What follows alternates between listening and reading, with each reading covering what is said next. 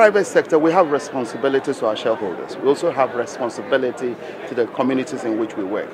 For us, within the context of government, no private sector operator would want to be caught on the wrong side of doing something that you can be held up for damaging the environment. So whatever government does, we probably will be ahead of them.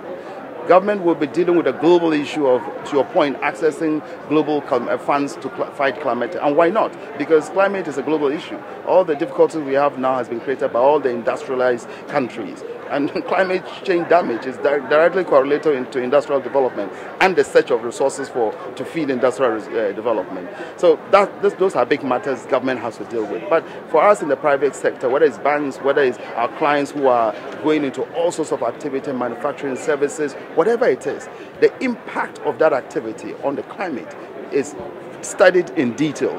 And if there are risks which can be remedied, fantastic. If there are risks that cannot be remedied, as I said, we will not fund those kind of projects. So, private sector, we will carry on with what we have to do in the fight against climate change.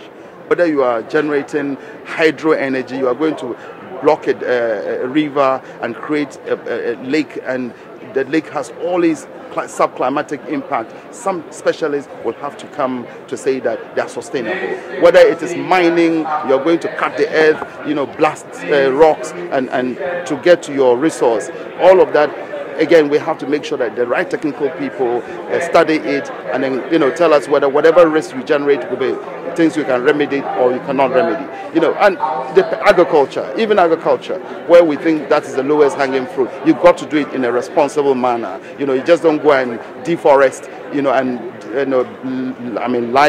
bare the land to the elements without any kind of technology to protect the soil, prevent runoff water, contain water. All of those things have very detailed technical science behind it, and we ensure as banks and also as private sector people that we employ those sciences to ensure that we're doing the right thing. The SDGs is something we're all aware of.